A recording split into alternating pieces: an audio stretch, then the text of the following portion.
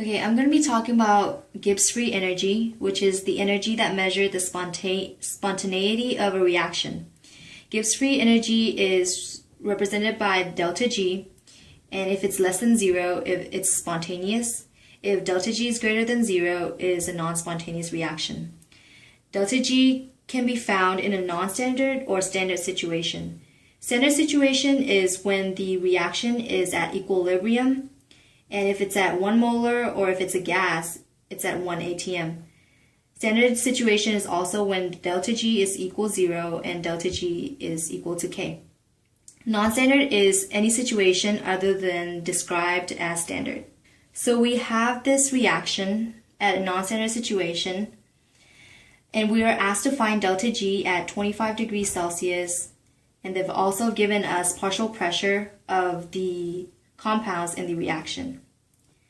Delta G at a non-standard situation can be found by using the equation delta G equals delta G naught of the reaction plus RT ln of Q. First off, we can find delta G naught of the reaction. We can start by finding the delta G naught of the reaction. Delta G naught of the reaction is the formation reaction of different compounds, and these values can be found in the appendix of the book. So looking at the delta G naught of formation for the compound of carbon monoxide, it is negative 137.2 kilojoules per mole. For hydrogen gas, it is 0. For CH3OH, it is negative 162.3 kilojoules per mole. So to find delta G naught, we do product minus reactant. Looking at the overall reaction, we know that the products are carbon monoxide and hydrogen gas. So carbon monoxide, negative 137.2 kilojoules per mole, plus hydrogen, which is 2. Also to remember, put coefficients in front of the value. So hydrogen is 0 minus the reactant, which is CH3OH, and we found the value to be negative 162.3 kilojoules per mole.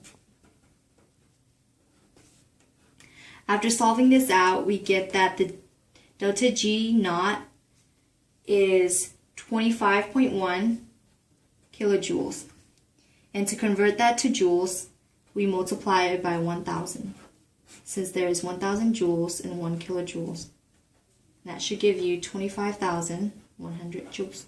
So the other part of the overall reaction is finding the reaction quotient. Finding the reaction quotient is really similar to K.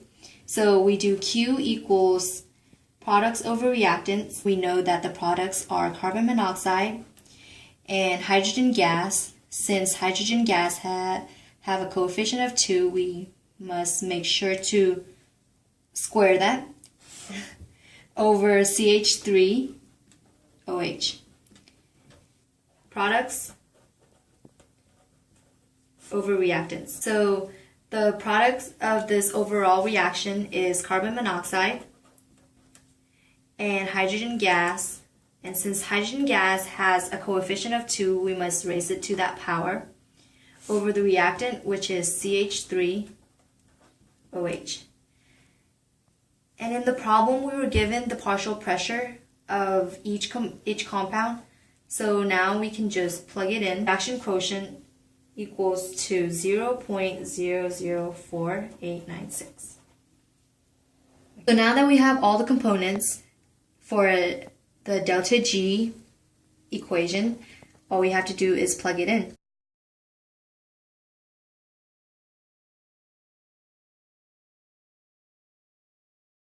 So our Kelvin should cancel out, and if we solve this equation out, we should get 11,914 joules per mole.